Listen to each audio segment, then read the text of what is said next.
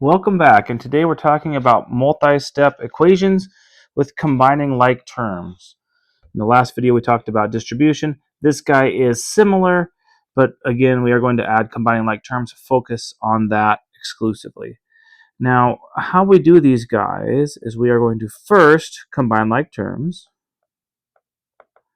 That just makes the problem more simple to work with, and then we're going to solve.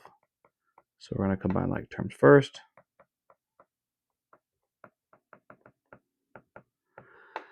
And then we solve by isolating the variable.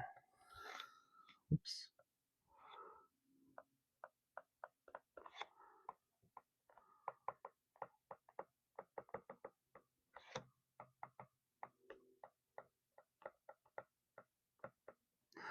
All right. So here we go. Negative 14 equals 2n plus 5n. Now, we know these two guys are like terms because they have the same variable after the numbers. We call those the coefficients. And the variables are after. So the coefficients 2 and 5 have the same variable to the same power. So we can combine the numbers in front.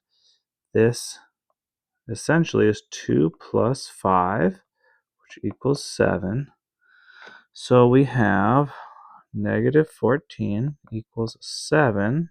And we have to remember the variable. We don't just get rid of the variable just because we combine our like terms. Now, we are going to then get our n by itself. So we're going to divide both sides by 7 using our inverse operations. Opposite of times 7 is divide by 7. Boop. And then we have negative 14 over 7 is negative 2 equals n. Done. Boom. And we'll do a few more. And you can, sometimes you're going to see you can combine variables like we do on number 1. You can also combine numbers. So 1 minus 4x plus 2 equals 7. Now, this guy is a little different because we have only one variable.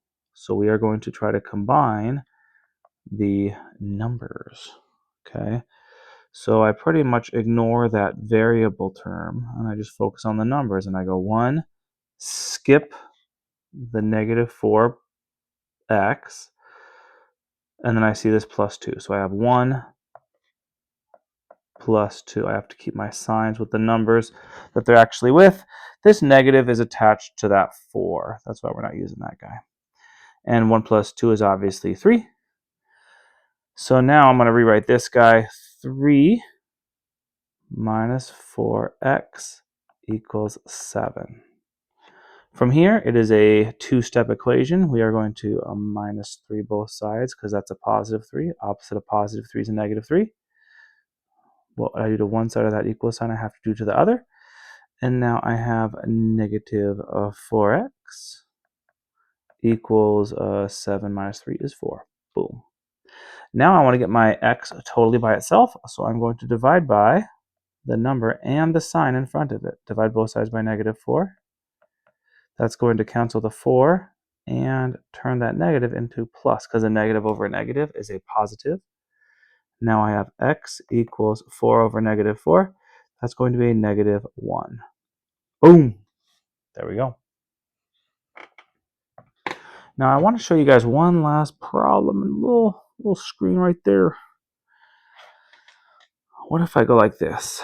Negative 5n plus n equals 4.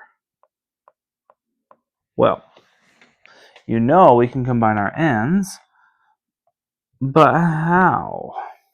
Well, remember, when a number is by itself, there's an invisible 1. We're going to make that invisible 1 visible. And now we can see, oh, look at that. It's a negative 5 and a plus 1. So negative 5 plus 1, that's going to be negative 4. And we're going to have our, and then we have our n equals 4. There we go. And that's our problem. And now we're just going to solve it. Divide both sides by negative 4. Divide by negative 4. And I have n equals -1. It's another -1. Anyway, so that's what we got with the multi-step equations. Again, these guys are just combining like terms. I think in 2 videos, we are going to be throwing everything together, and we are going to be doing multi-step equations with combining like terms and distribution. So again, hopefully this was